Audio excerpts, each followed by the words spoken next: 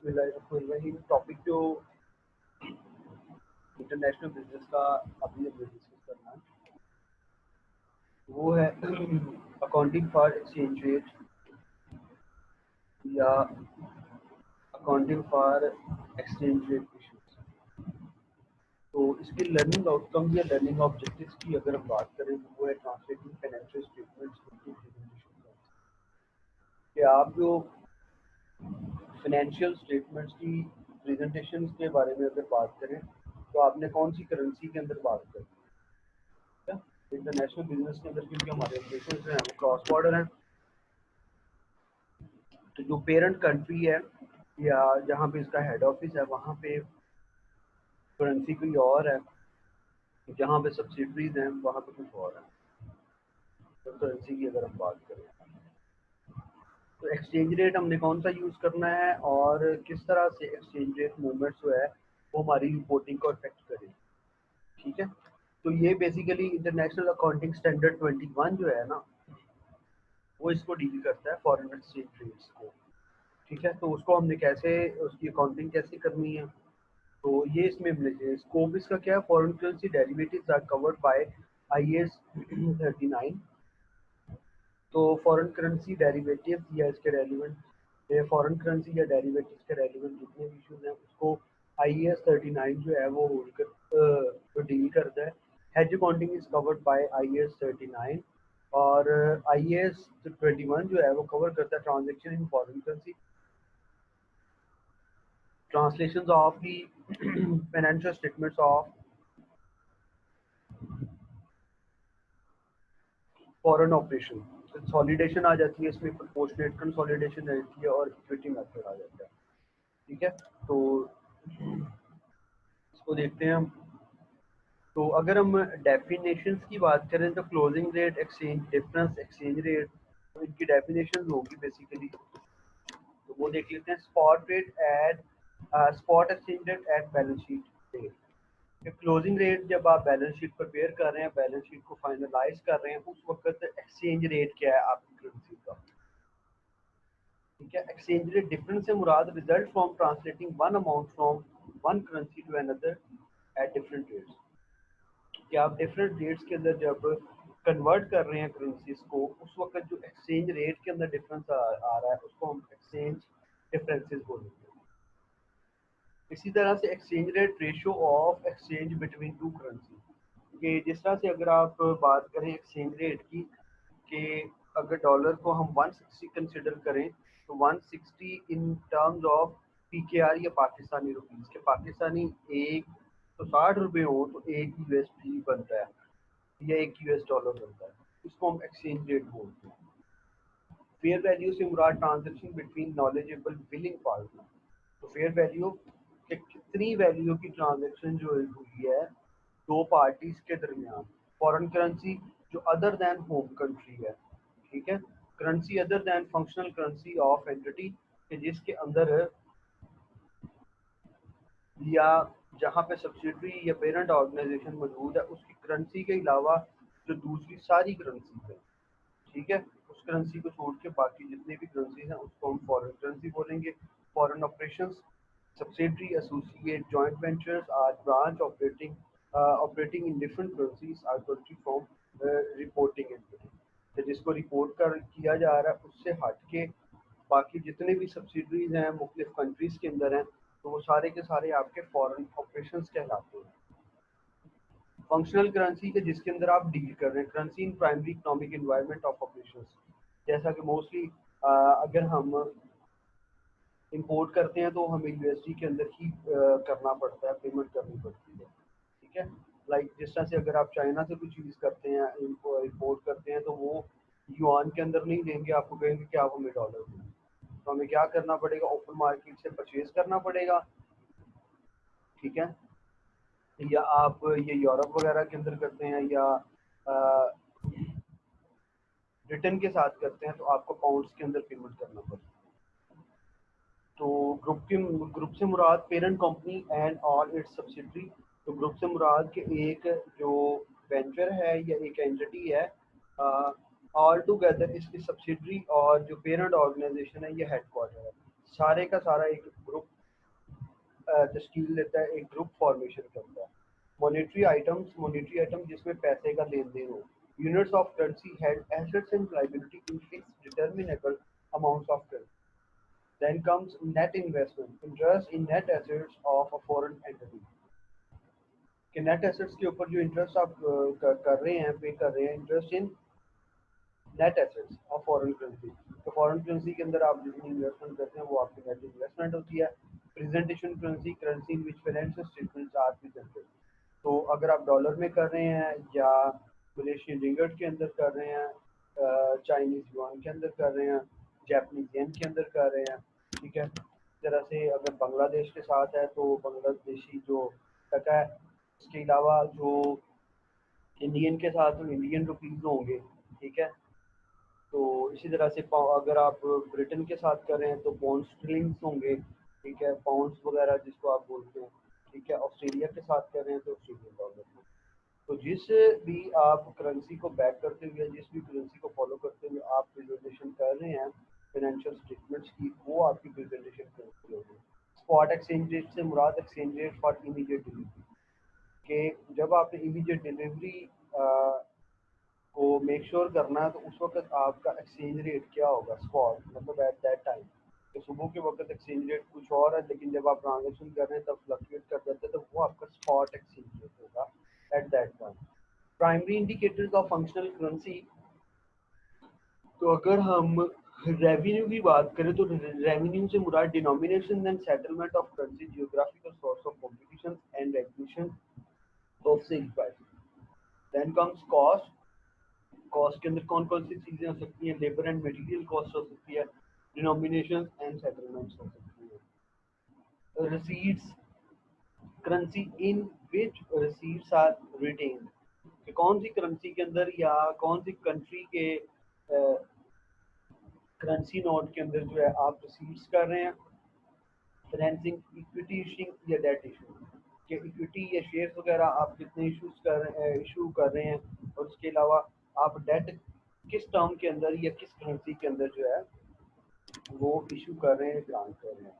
उसके बाद ये तो था आपका प्राइमरी। और अगर हम secondary indicators of functional currency की बात करें तो autonomy of activities include extension of retain earning, imports as goods for retail earning, autonomous on cash expenses income. On the other side, transaction with the reporting entity, higher low volume, ये high volume की हो सकती है, low volume. तो cash flows जो होती हैं directly effect reporting entity, तो कैश फ्लोज जो हैं वो डायरेक्टली इम्पेक्ट करती हैं किसके ऊपर, रिपोर्टिंग एंटिटी को, ठीक है। Readily available for remittance. And then comes liability services on obligations, जो जिम्मेदारियां होती हैं, जो ऑब्लिगेशंस हैं, ये जो काम करने हैं, सेटल बाय रिपोर्टिंग एंटिटी, तो इसको सेटल डाउन कौन करता है, रिपोर्टिंग एंटिटी करती है।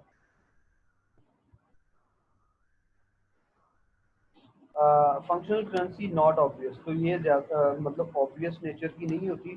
चूज करेंसी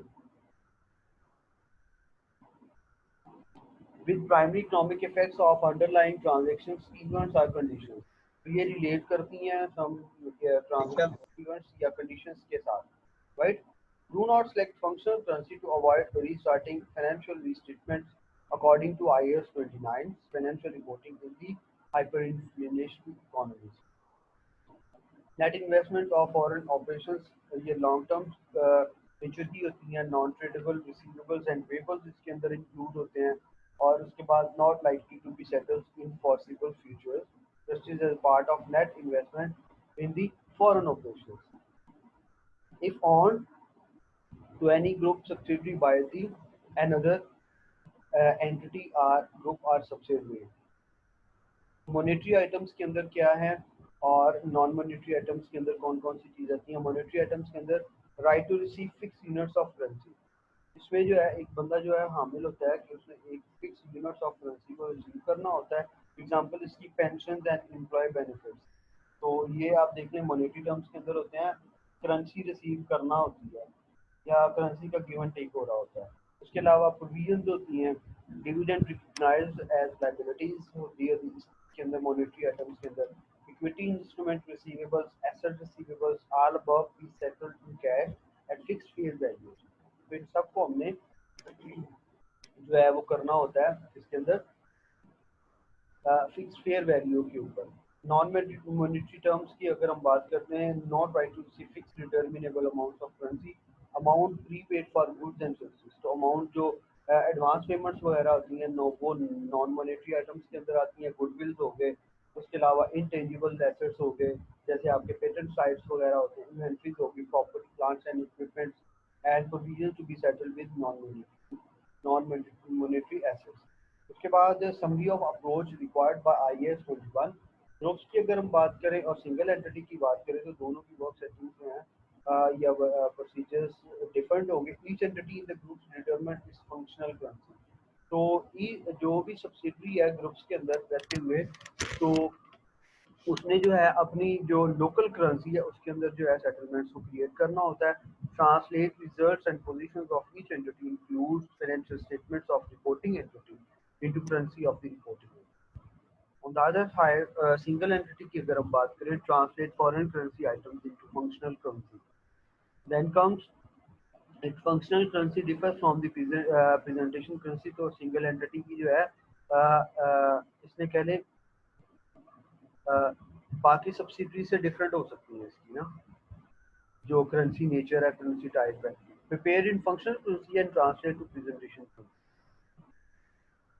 तो फॉरेन करेंसी की ट्रांजैक्शन जो है ये देखें, at the spot rate on the date of transaction. तो स्पॉट रेट जो भी उस वक्त प्रिवेलिंग था उसके ऊपर ट्रांजैक्शन होगी। इनिशियल रिकग्निशन, उसके बाद monetary items at the closing rate. तो मॉनेटरी आइटम्स जो हैं जो क्लोजिंग रेट होगा एट दैट डे उसको लेके या उस रेट के ऊपर आप ट्रांजैक्शन को रिकॉर्ड करेंगे। Not monetary items at spot rate on date of transaction, तो ये बैलेंस शीट आइटम्स होते हैं। On the other side are thirdly on monetary items through profit and loss, on non-monetary items where gain or loss is recognized। तो ये exchange differences यहाँ पे rise होते हैं। Initial recognitions of foreign currency transaction denominated are required settlements in a foreign currency records in functional currency at spot exchange rate with functional currency and the foreign currency at the date of transaction. The use of an average rate for the weeks or months is permitted but not appropriate if the rate fluctuates significantly।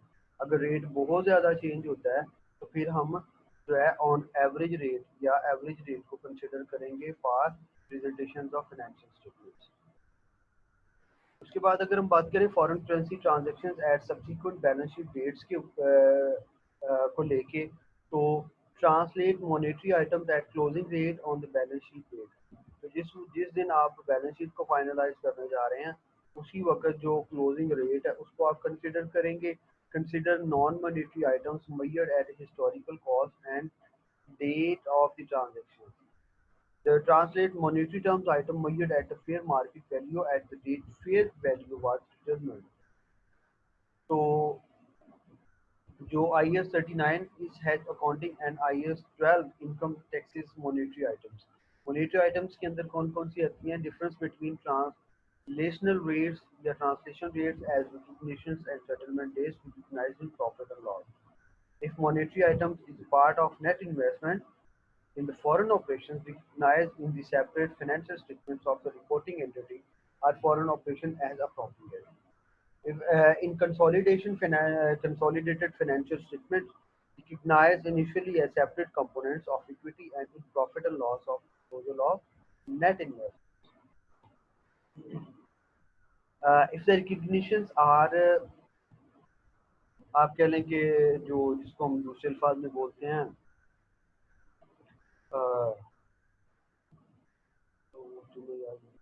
अच्छा, and settlement fall in differences according to period recognize change in each period when the gains are gain or loss on a non-monetary items recognized in equity, the resulting exchange differences is also recognized in equity। when the gain or loss on non-monetary items is recognized in profit and loss recognize the exchange rate differences in the। तो इसका मतलब है कि अगर आपको gain या loss जो है वो नॉन मॉनेटरी आइटम को डील करते हुए प्रॉफिट एंड लॉस, तो एक्सचेंज रेट को भी आप प्रॉफिट एंड लॉस के अंदर ही जो है वो कंसिडर करेंगे। Apply rules prospectively from date of any change in functional currency।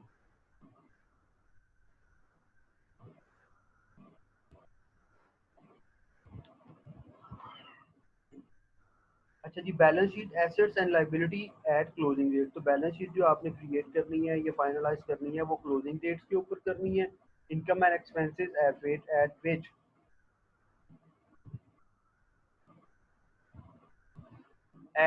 rates at dates of transactions, average dates or period permitted unless rate fluctuates significantly, resulting exchange differences as the separate components of the equity hyperinflationary economies।